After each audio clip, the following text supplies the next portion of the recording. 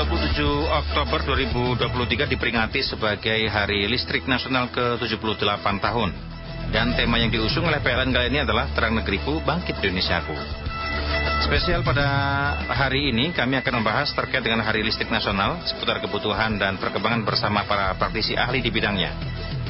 Simak Radio Talk Elsinta Semarang bersama Sertikomplis dengan narasumber Direktur PT Sertifikasi Kompetensi Ketenagalistrikan dan juga Ketua Masyarakat Ketenagalistrikan Indonesia, Jateng dan DIY. Bersama saya Yunarko Kusnat dalam program Radio Talk kali ini.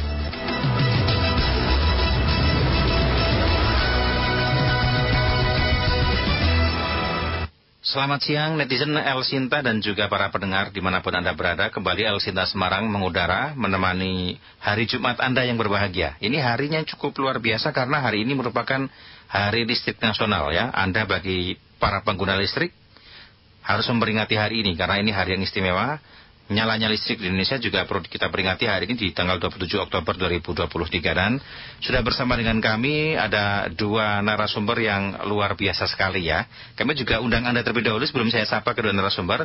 Kami ajak Anda untuk juga berbincang bersama kami di kesempatan kali ini. Silakan via telepon 024 764 89100 atau juga bisa langsung WhatsApp ke kami di 08 77 2110 9100. Kami akan sapa terlebih dahulu, sudah hadir bersama kami yang juga penyelenggara Radio Talk kali ini ya. Ada Pak F. Buntaran selaku Direktur PT Sertikomplis. Selamat siang Pak. Selamat siang Pak. Barusan upacara ya? Benar, sama Ketua Umum MKI wilayah Jawa Tengah dan daerah itu. Kita langsung sapa. Ya. Langsung sapa juga sudah hadir juga Pak Suwondo Kusumo. Ini Ketua Umum Masyarakat Kelistrikan Indonesia Jawa Tengah dan DIY. Selamat siang Pak. Selamat siang. Ketua Umum Masyarakat Ketenagalistrikan. Oh, masyarakat Ketenagalistrikan. Saya mikirnya kelistrikan. Ketenagalistrikan Indonesia Jateng dan DIY. Pak Suwondo ini tadi sempat bercerita di belakang bahwa dulu sempat on air juga di Elsinta ya. Iya, beberapa tahun yang lalu. Ketika masih menjadi Humas PLN ya Pak. Humas PLN. Beliau ini juga dulunya Humas PLN, sekarang sudah purna dan sekarang menjadi Ketua Umum MKI Jateng dan DIY. Kita akan berbincang banyak hal. Kalau Pak Buntaran sudah 2 kali ke Elsinta ya. Jadi sudah pendengar barangkali sudah cukup banyak mengenal. Tapi saya ingin cerita dulu, barangkali bisa diceritakan ini Pak. Ini kan barangkali pendengar ada yang juga belum tahu ya. Hari ini diperingati sebagai Hari Kelistrikan, Hari Listrik Nasional tiap tanggal 27 Oktober. Ini bisa diceritakan Pak Buntaran, kenapa kemudian hari ini diperingati sebagai Hari Listrik Nasional? Oke, baik. Jadi itu sejarahnya panjang. Jadi setelah Perang Dunia Jepang itu kalah, Perang Dunia Kedua. Perang Dunia Kedua ya? Ya, Jepang itu kalah. Sehingga perusahaan-perusahaan eks Belanda yang dikuasai Jepang, yaitu perusahaan listrik dan gas, ya, itu diambil alih oleh pemuda dan buruh gas dan listrik waktu itu. Nah, setelah diambil alih, baru mereka tuh pemuda dan buruh tadi lapor kepada presiden, dan ditetapkanlah pada tanggal 27 Oktober itu tahun 1945 dibentuknya Jawatan Listrik dan Gas di bawah Departemen Pekerjaan Umum waktu itu. Jadi ini adalah tanggal terbentuknya Jawatan Listrik dan Gas tahun 1945 dengan penetapan pemerintah nomor 1 tahun 1945. Jadi ceritanya memang dulu perusahaan jawatan namanya ya? Ya, jawatan dulu. Jadi kalau zaman Belanda itu masih masing-masing listriknya dikelola masing-masing. Zaman Jepang diambil alih, hampir mendekati 1. Kemudian karena Jepang kalah Perang Dunia, ini peluang ini dimanfaatkan betul oleh pemuda dan buruh untuk mengambil alih jawatan atau perusahaan-perusahaan listrik tadi dengan gas. Diserahkan kepada pemerintah Republik Indonesia waktu itu pada Presiden Soekarno. Luar biasa sekali ya. Berarti ceritanya cukup panjang ya. Kalau bisa diceritakan kembali, kemudian peran-peran kelistrikan ini bagaimana sampai kemudian bisa termasuk, ini kan termasuk hal yang primer dalam membangun bangsa. Betul. Ini bagaimana Pak Buntaran? Ya, memang apalagi era sekarang, era waktu itu aja udah merasa sangat perlu tuh listrik untuk menunjang kesejahteraan masyarakat. Iya. Jadi tujuannya adalah kesejahteraan masyarakat. Jadi dulu untuk menunjang pabrik gula yang utama dulu zaman Belanda adalah listrik itu. Jadi dibangun beberapa listrik swasta untuk kegiatan waktu itu, kegiatan industri, kemudian menyebar kepada kebutuhan untuk masyarakat. Dan sampai saat ini bukan main kebutuhan listrik di seluruh masyarakat. Bahkan hampir di pelosok-pelosok semuanya menggunakan listrik. Ya. Tapi masyarakat nggak sadar bahwa listrik sangat penting. Dia ingat kembali kalau listriknya mati. Kalau nggak mati dia nggak ingat gitu. Iya benar juga ya, masyarakat karena mungkin sudah terbiasa. Saya jadi ingat Pak, saya mau cerita Pak. Dulu saya waktu kecil itu kan ikut bah saya ya, tahun 90-an lah, di salah satu kampung di desa Purworejo, di kawasan Kabupaten Purworejo lah, namanya desa Guntur. Itu kalau hidup itu menggunakannya sehari-hari pakai sentir Pak. Terus kemudian suatu ketika kita kan kalau suka main ke sungai itu, kemudian ada mbah saya, kemudian mbah saya kan dulu lurah ya, naik sepeda motor Yamaha yang itu, pulang, kemudian bawa motor, kemudian bilang, besok mau pasang listrik, PLN mau masuk sini. Wah, kita senangnya minta ampun itu Pak. Dulu mengalami juga nggak ya? Benar. Seperti itu ya? Iya. Jadi waktu itu ya memang listrik masih sangat itulah. Zaman saya kecil daerah desa-desa banyak yang belum berlistrik, tapi sekarang sudah semuanya, hampir semuanya. Cuman memang ada rumah tangga yang belum berlistrik ada. Kalau tokohnya siapa sih Pak? Kalau bicara kelistrikan nasional, siapa sih tokoh yang berperan penting Pak Buntaran? Maksudnya berperan penting untuk membesarkan atau itu banyak. Jadi kalau senior, terutama hampir yang saya kenal sih senior kami, Abdul Qadir dulu menciptakan buku untuk transmisi. Nah, itu adalah tokoh-tokoh orang Indonesia yang bergerak di bidang kelistrikan. Jadi yang ikut membesarkan hampir semuanya waktu itu. Listrik itu ya betul-betul oleh pemerintah, oleh PLN lah waktu itu. Bahkan Direktur Jenderal Ketenagalistrikan Listrikan itu zaman saya kuliah aja belum ada. Direktur Jenderal Ketenagalistrikan, direkturnya ngambil orang-orang PLN, karena memang dulu hampir terpisah antara itu. Pemerintah regulator tuh belum sekuat sekarang dalam bidang kelistrikan. Kalau sekarang komitmen pemerintah sangat kuat ya Pak Buntaran? Ya, pemerintah sudah mengambil alih semuanya. Jadi regulator tuh betul-betul sudah berperan, dan PLN saat ini sudah sebagai operatornya murni. Oke, baik. Saya mau beralih ke Pak Suwondo. Pak Suwondo ini merupakan Ketua Umum Masyarakat Ketenagalistrikan Indonesia. Pak Suwondo ini bisa diceritakan ke pendengar, diajak oleh Pak Buntaran ke kantor kita untuk barangkali bercerita, kan barangkali masyarakat masih asing ya. Tahu saya malah masyarakat kelistrikan, ternyata masyarakat Ketenagalistrikan Indonesia.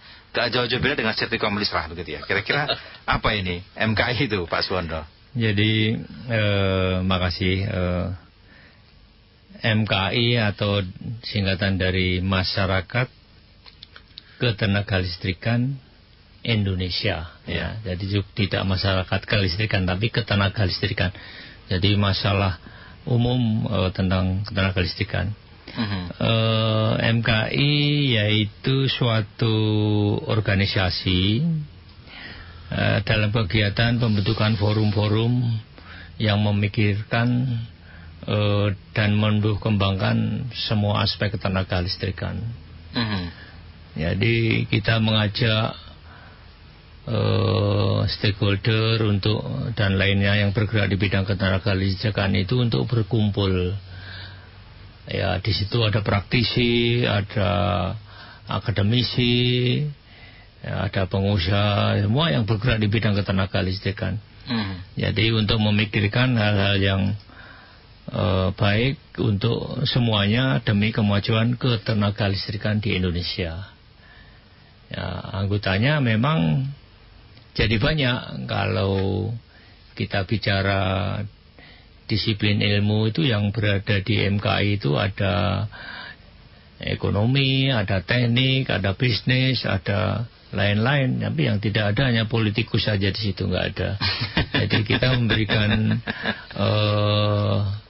saran masukan itu hanya sesuai dengan bidang tugas tentang ketenaga listrikan. Ya di situ tentunya ada orang disiplin ilmu yang banyak untuk bisa memutuskan dan memberikan saran kepada pemerintah. Kira-kira seperti itu.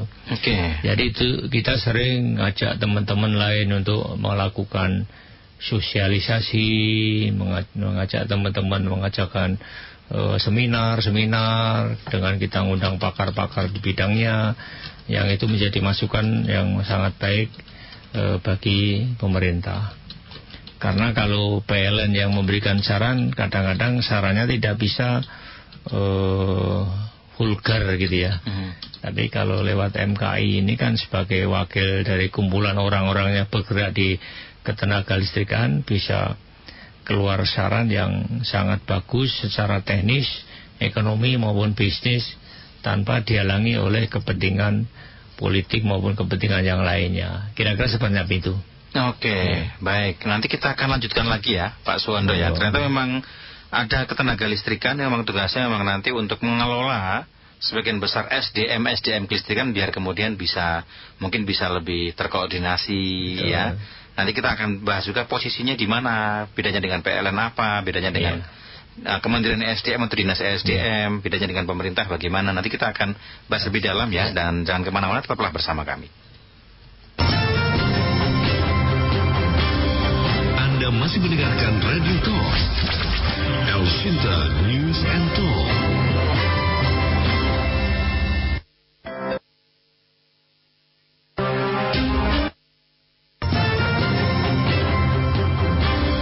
Anda masih mendengarkan Radio Talk, El Sinta News and Talk. Kita kembali lagi dalam program Radio Talk, masih bersama dengan Sertikomblis dan juga MKI ya, Masyarakat Ketenaga Listrikan Indonesia. Jangan sampai salah sebut ya. Ada Pak F. Buntaran selaku Direktur Sertikomblis, dan juga ada lagi Pak Ketua Umum Jateng DIY, Pak Suwondo, yang saat ini sedang kita ajak ngobrol. Pak Buntaran, saya ke Pak Suwondo dulu, nggak apa-apa ya? Monggo, silakan. Ya, ini kita ngobrol lagi berkaitan dengan alasan dibentuknya MKI ini apa sih Pak? Seberapa penting adanya MKI sehingga MKI ini harus ada?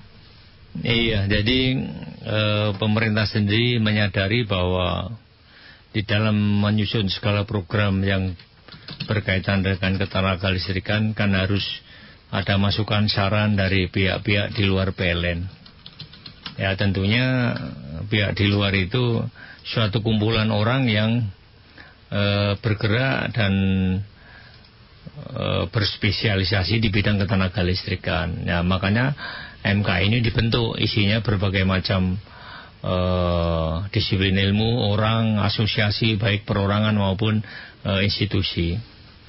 Jadi kalau kita bisa melihat di dalam segitiga sama sisi itu, misalnya di atas ada regulator, di kaki kiri ada operator, di kanan ada legislator. MKI itu terletak di tengah-tengah itulah, yang bisa menjadi jembatan komunikasi untuk tiga pihak ini, antara operator itu ya PLN, ya kontraktor listrik, ya lembaga sertifikasi kompetensi. Di atas ada regulator, misalnya Kementerian SDM dan lain-lain. Seperti di sisi lain itu ada legislator yang membuat kebijakan. Nah ini memang kadang-kadang ada yang mislingnya. Nah, itu peran MKI itu di tengah untuk mengkomunikasikan agar ketemu titik tengah yang memang dimaui oleh pemerintah dan bisa dipahami oleh masyarakat lainnya. Kira-kira seperti itu. Jadi ya jadi wasit kadang-kadang. Jadi memang posisinya dari tengah ya? Berada di tengah. Selama ini pengalaman-pengalaman yang sudah dilakukan, peran MKI sendiri ini seperti apa dalam menjembatani semua komponen? Jadi kalau PLN itu berarti masuknya mana? PLN sebagai operator. Operator ya, dia operator. Kalau dinas SDM ya regulator. Regulatornya dinas, pemerintah ya di sana. Pemerintah, legislator itu ya yang buat undangan, buat undang-undang, buat aturan main. DPR begitu ya. Itulah. Kadang-kadang kan tidak bisa diterapkan juga. Nah, ini proses menjembatani barangkali bisa dikasih gambaran dong bagaimana kemudian MKI melakukan proses jembatan atau kemudian memberikan masukan-masukan. Kalau pengalaman di lapangan, misalnya di suatu daerah ada keluhan bahwa listrik di daerah ini itu brengsek, sering mati, macam-macam. Ya kita harus bicara di situ. Ya, kontraktor listrik kita kumpulin, terus PLN kita undang, pemerintah daerah kita undang. Nah, mereka akan mempertahankan.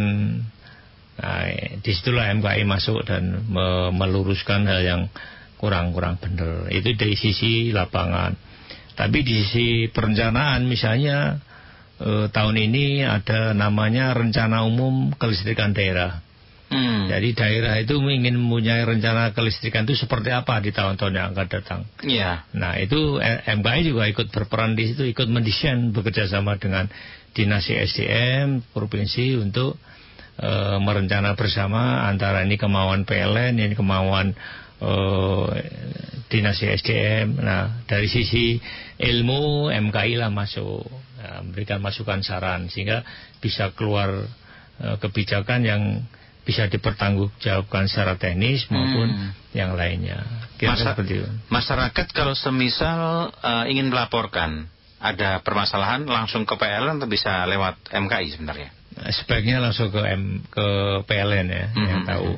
Apalagi PLN sekarang sudah luar biasa, sudah di genggaman kita dengan PLN mobile, kita bisa langsung lapor dengan PLN atau PLN lewat 123 juga bisa. Nah kalau gitu nanti kemudian MKI ngapain Pak? Ya itu tadi, MKI sebagai konseptor sekaligus ya penengah lah sebagai jembatan komunikasi. Kalau ada misalnya ada ketidakpuasan suatu pemerintah daerah terhadap kinerja PLN, kita turun ke sana. Betul enggak ini?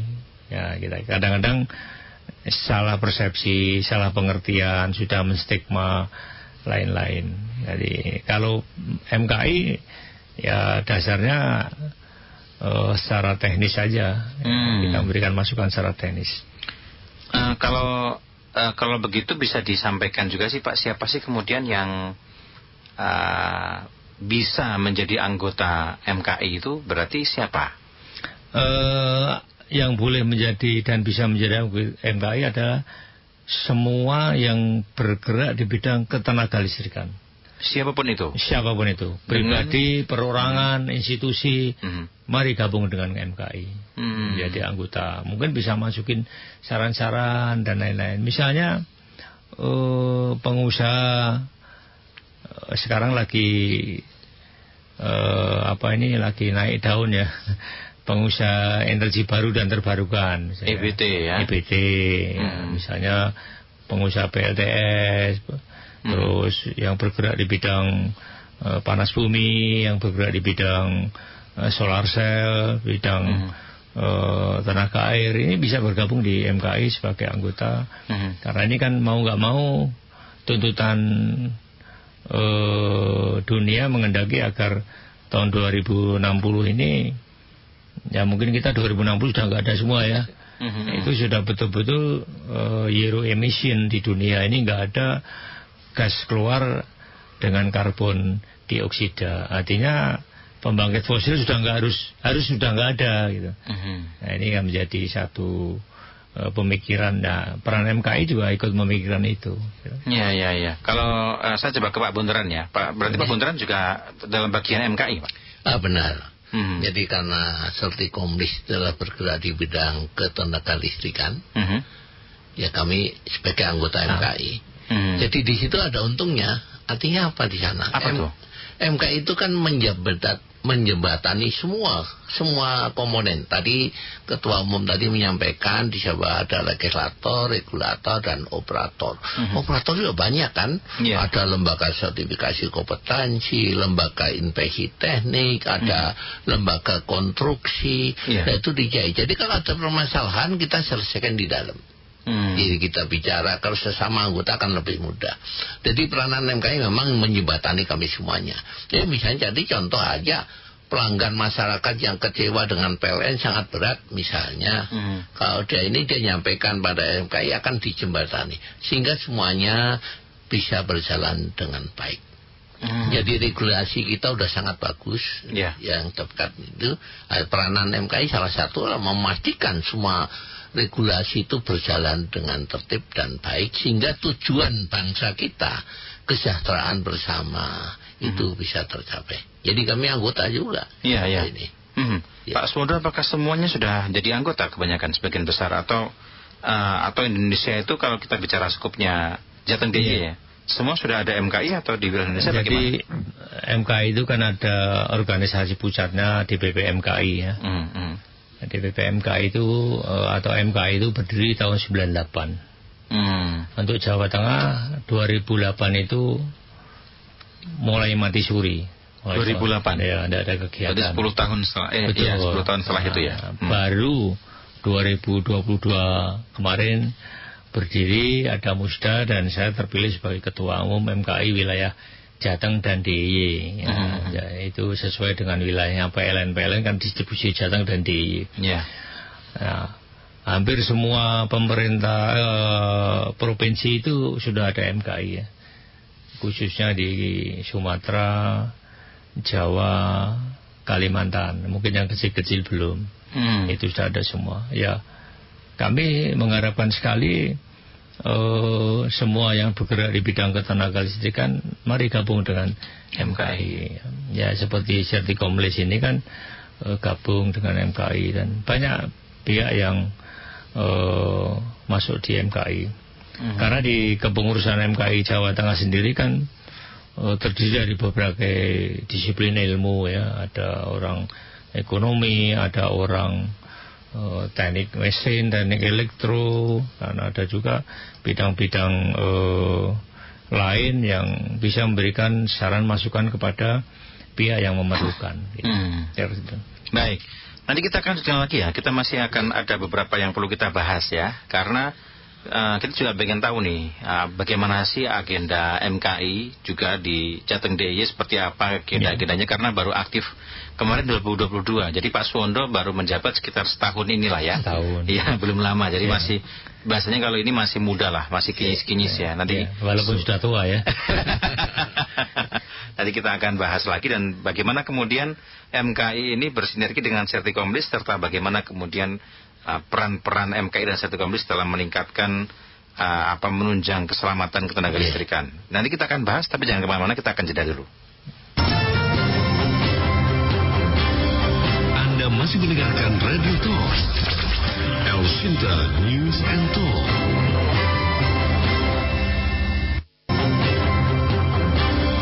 Anda masih mendengarkan Radio Talk, El Sinta News and Talk. Ya, kembali lagi pendengar dalam program Radio Talk kali ini sudah ada beberapa pertanyaan dari pendengar yang masuk ya. Tapi saya tahan dulu ya. Nanti pendengar juga boleh bertanya via telepon 024 764 8900 atau juga via WhatsApp kami ya. Anda bisa menghubungi WhatsApp El Sinta di 0877. Saya ulangi di WhatsApp-nya El Sinta 0877 2110 9100 ya. Saya kembali lagi ke Pak Suwondo. Pak Suwondo, kalau agendanya apa nih Pak? Setahun memimpin berarti sudah punya agenda dong ya? Iya. Apa nih Pak?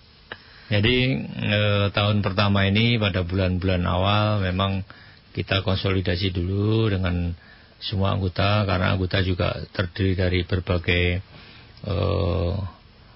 asal ya. Jadi ada lembaga sertifikasi kompetensi, lembaga sertifikasi teknik dari perguruan tinggi, Undip, Unusula, vokasi, Polines. Ini kan minimal menyamakan visi dulu ya.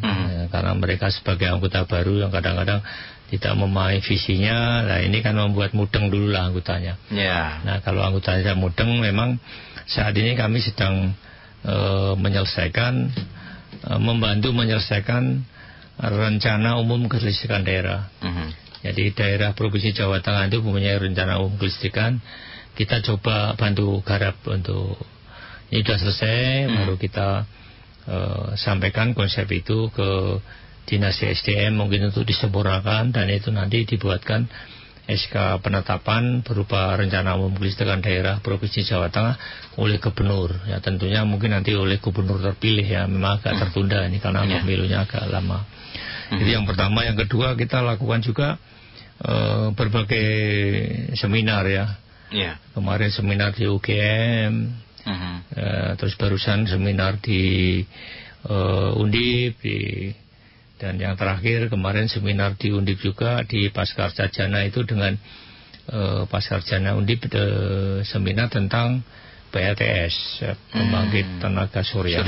Kalau yang, ya kalian ada ingetin, kalau yang di Kanat itu dengan Undip tentang transisi energi. Jadi kita menjelaskan kepada halayak ramai apa itu transisi energi, bagaimana langkah-langkahnya transisi energi itu. Jadi minimal membuat paham dulu masyarakat tentang judul transisi energi aja dulu. Ya, kalau sudah memahami, oh gitu toh ternyata transisi energi itu tuntutan kebutuhan kita juga. Jangan sampai udara semakin panas terus udara diisi dengan karbon dioksida yang terlalu tinggi, tidak membuat langkah-langkah untuk ke arah EBT tadi, energi baru dan terbarukan. Jadi sudah kita lakukan, ya itu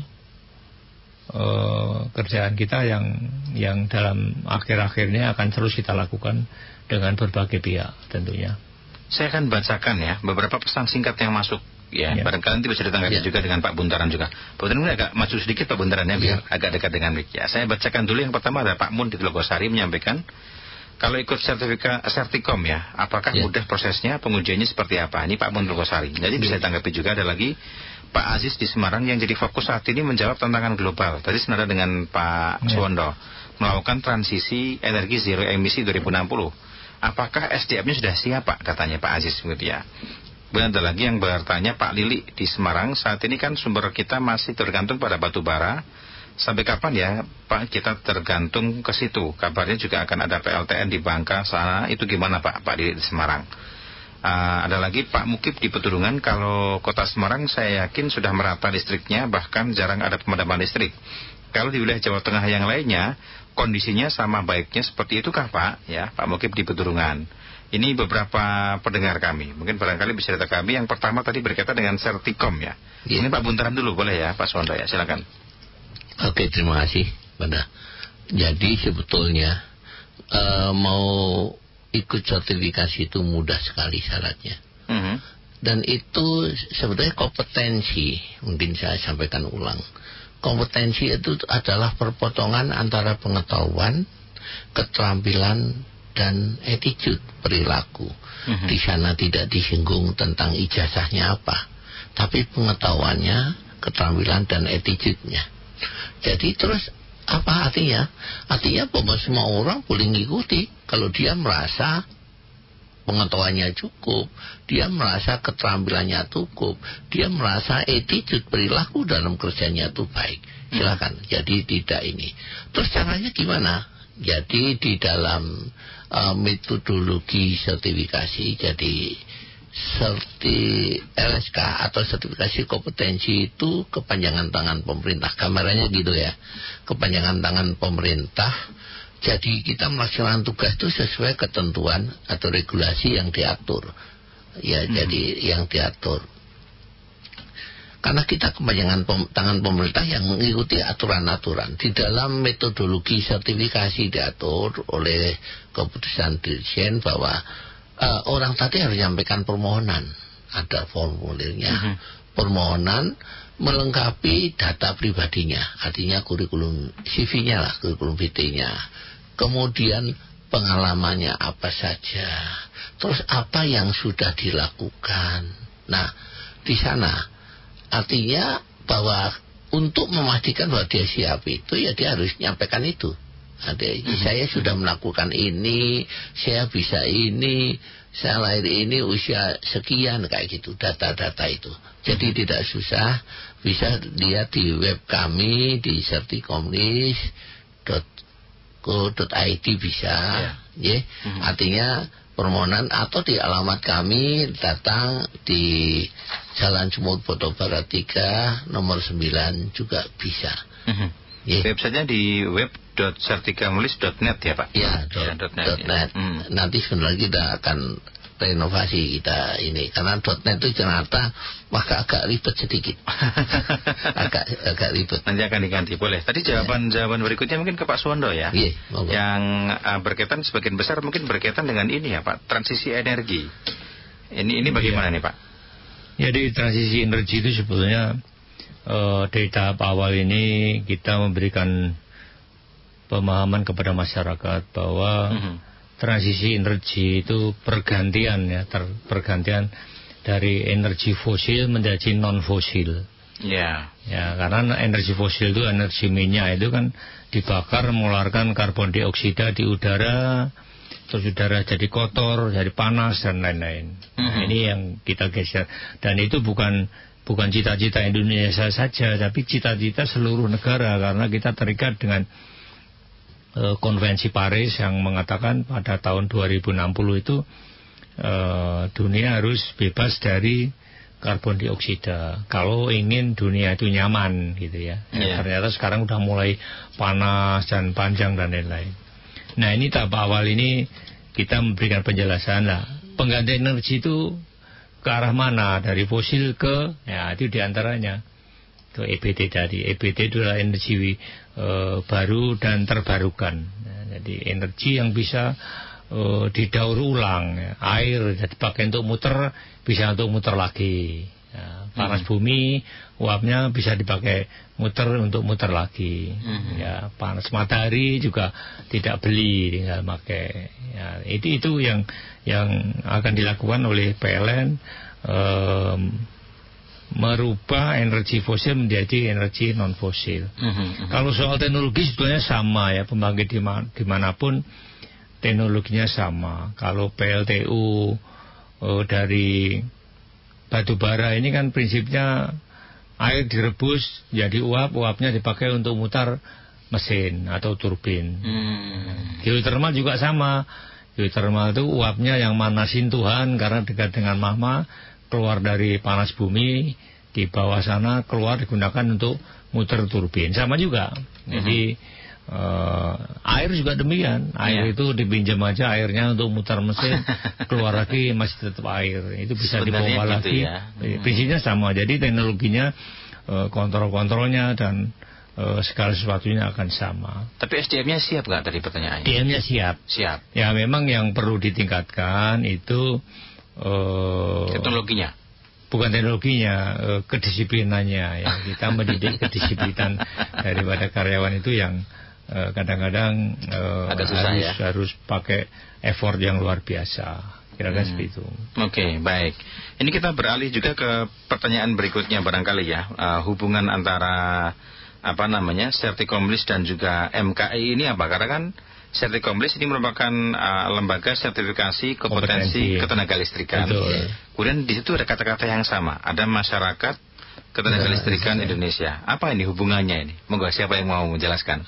Kalau versi MKI ya memang Sertikomlis adalah salah satu lembaga sertifikasi kompetensi, ya otomatis sebagai anggota MKI. Ya bukan otomatis ya, atas kesadaran dia sendiri menjadi anggota MKI. Kita senang juga ikut ada disiplin ilmu yang minimal membuat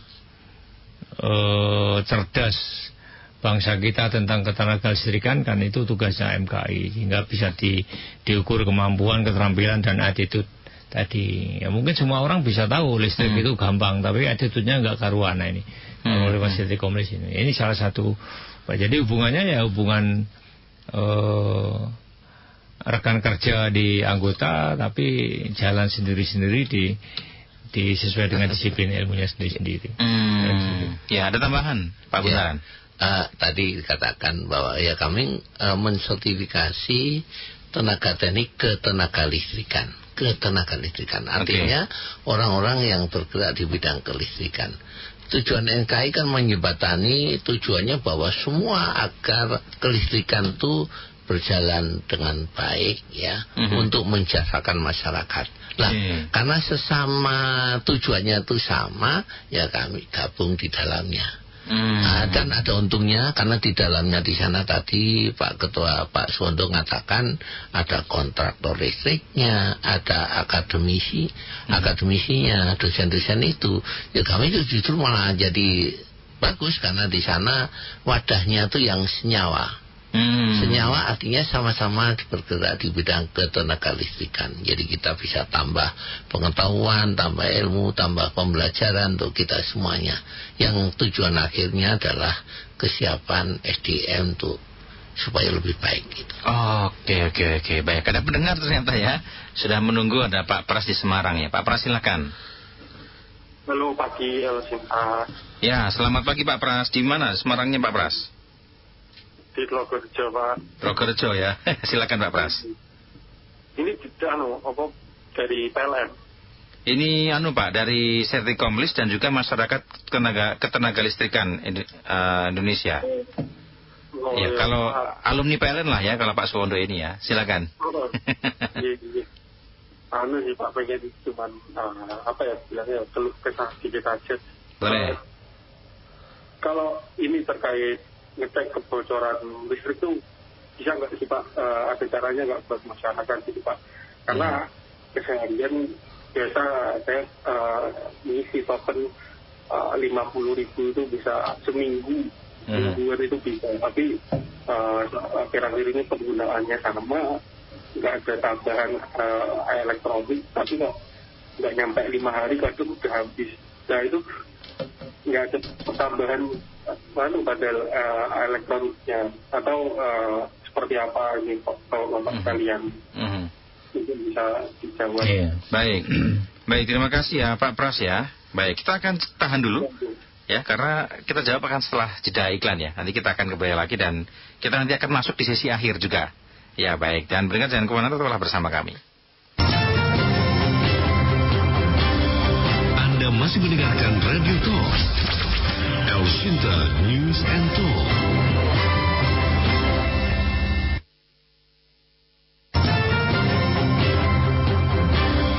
Anda masih mendengarkan Radio Talk El Sinta News and Talk. Baik, kembali lagi kita dalam program Radio Talk kali ini. Tadi ada pertanyaan dari Pak Pras di Semarang, di Logorejo kalau nggak salah tadi ya. Telogosari ya tadi ya. Ya. Anggapi silakan Pak. Jadi kalau merasa bocor gitu ya, kok cepat habis pulsanya gitu. Yang pertama itu mungkin Pak Pras patut diketahui bahwa kepemilikan PLN itu kan sampai dengan meter. Meter PLN terus sampai ke tiang itu adalah milik PLN. Sedangkan instalasi setelah meter ini sepenuhnya menjadi milik pelanggan. Nah kalau merasa bocor, boros itu ya berarti ada masalah di instalasinya yang harus dilakukan pemeriksaan. Memang kalau PLN itu padam itu sebetulnya bukan dipadamkan tapi untuk keamanan semuanya. Karena PLN itu listrik itu tidak mau ditempeli sesuatu yang tumbuh dari tanah. Jadi kalau kabel listrik itu ketempelan sesuatu yang tumbuh dari tanah, itu berupa tiang, berupa pohon, itu listrik adakan komando ini harus dilepas.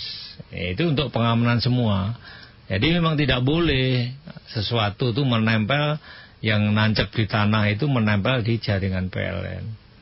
Nah ini banyak faktor yang disebabkan itu. Jadi memang kalau kasusnya Pak Pras tadi merasa boros, ya harus dilakukan pemeriksaan instalasi oleh orang yang punya sertifikat kompetensi tentunya. Ya dia tahu ini apa groundingnya kurang bagus atau ada yang kendor. Nah, tapi ini bukan kewenangan PLN karena itu menjadi kewenangan pemilik rumah atau pemilik instalasi.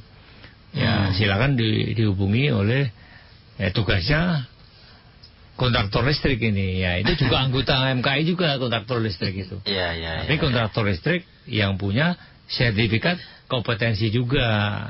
Ya jadi bukan bukan mengerjakan sesuatu atas dasar feeling saja, tapi punya dasar ilmu gitu. Kira-kira seperti itu. Monggo silakan Pak Pras untuk menghubungi kontraktor listrik, nanti keluarnya disampaikan.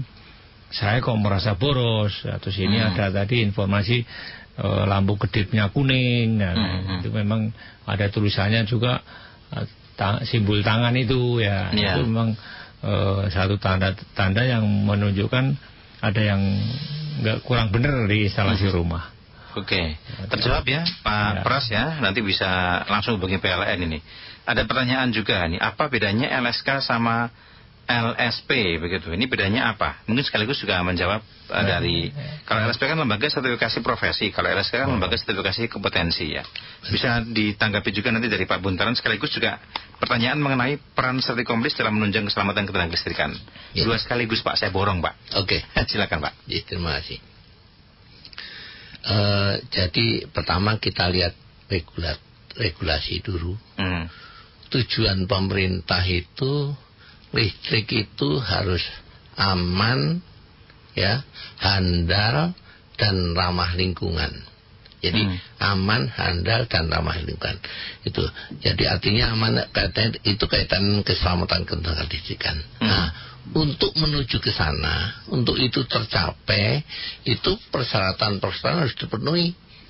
Itu adalah materialnya bagus sesuai dengan standar nasional Indonesia SNI, yang masang benar memiliki sertifikat kompetensi, yang masang. Jadi itu diatur di dalam undang-undang bahwa semua orang yang bergerak di pasal 44 ayat 6, semua orang yang bergerak di bidang ketenagalistrikan harus memiliki sertifikat kompetensi. Sertifikat kompetensi memiliki kompetensi. Kompetensi tadi dibuktikan dengan sertifikat kompetensi.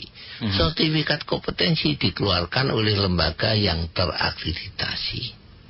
Jadi ini khusus ketenagalistrikan. Jadi artinya bahwa peranan Sertikomlis di sini sebagai lembaga sertifikasi kompetensi ketenagalistrikan adalah ikut memastikan bahwa orang yang mau bekerja di bidang ketenagalistrikan itu kompetensinya sudah sesuai dengan levelnya, dengan okupasi jabatannya, apakah dia pelaksana, apakah dia teknisi, apa dia supervisor.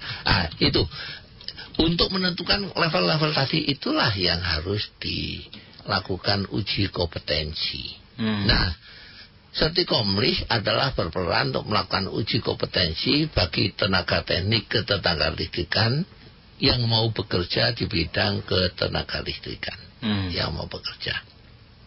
Itu peranan Sertikomlis, memastikan bahwa orang yang bekerja di bidang ketenagalistrikan itu memiliki kompetensi sesuai dengan level atau okupasi jabatannya. Kemudian dengan LSP, itu lembaga profesi. Jadi kalau di LSK itu diatur dasarnya undang-undang dan lebih spesifik. Kalau profesi itu lebih umum. Profesinya apa dia? Kontraktor. Ya ada izinnya. Profesinya dia apa? Guru. Ya sertifikasinya profesi guru. Profesi tenaga listrik. Itu umum ya. Tapi kalau sertifikat kompetensi tenaga teknik lebih spesifik sampai dengan levelnya, dengan apa yang harus dilakukan. Dia waktu ngambil itu ada kompetensi inti, kompetensi pilihannya. Jadi misalnya si orang tadi mau memasang jaringan 20 kafe misalnya, jaringan distribusi 20 kafe. Kompetensi intinya adalah pembangunan jaringan distribusi 20 kafe. Dia harus menguasai pemasangan tiang, menguasai pemasangan cross arm, menguasai cara menarik jaringan. Itu yang detailnya ini. Dia profesinya adalah sebagai kontraktor listrik. Tapi spesifiknya, dia detailnya ke dalamnya. Artinya kompetensi itu. Kompetensi. Jadi Sertikomlis pun juga sama. Nanti akan ada jenjang-jenjang yang akan dihadapi oleh tenaga listrik agar mendapatkan kompetensi yang unggul begitu. Jadi gini, mereka ngambil sertifikat kompetensi sesuai dengan levelnya, dengan kemampuan dia. dengan kemampuan dia. Jadi misalnya kita membangun jaringan di 20 kafe misalnya ya. Di situ ada level mandornya yang mengatur, mengawasi, kan gitu. Ada pelaksananya, yang pelaksana yang memanjat tiang, yang memasang cross arm, memasang isolator. Jadi, tapi kalau mandor pasti akan mengawasi semuanya. Kau perhatikan APD-nya sudah dipakai belum? Kau perhatikan cara masang harus demikian. Itu apa levelnya? Di samping itu di yang lebih tinggi lagi ada supervisornya. Yang mensupervisi semua kerjaan itu berjalan sesuai dengan SOP yang ada. Ya, gambarannya gitu. Baik, kita sudah masuk di menit-menit terakhir. Barangkali ada closing statement dari Pak Bunteran ataupun juga Pak Suwondo. Mungkin Pak Suwondo dulu ya. Apa kemudian closing buat para pendengar dan juga netizen kita? Bicara tentang ketenaga listrikan, karena listrik ini memang sangat bahaya ya, artinya sing ngemek mati ya, leven kefar ya. Lebih harus berhati-hati. Kalau tidak tahu ya sebaiknya tidak dicoba-coba demi keamanan dirinya maupun keamanan dan keselamatan orang lain. Lalu gunakan juga material-material yang sesuai dengan standar nasional Indonesia, bukan karena ingin murah terus menggunakan material yang sembarangan sehingga berakibat rumahnya bisa kebakar dan lain-lain. Jadi nanti yang disalahkan PLN, konslet gitu. Padahal itu adalah pemilihan pribadi atau pemilihan kontraktor yang kurang benar. Yang berikutnya juga kita harus pilih kontraktor listrik yang betul-betul sesuai dengan bidangnya. Dia punya kompetensi juga di bidang pemasangan instalasi listrik sehingga tidak salah arah, salah pasang maupun salah material dan lain-lain. Saya kira itu kalau semua dipenuhi akan aman dan selamat semuanya. Baik. Gitu. Terakhir barangkali Pak Bunteran, singkat Pak Bunteran. Ya, terima kasih.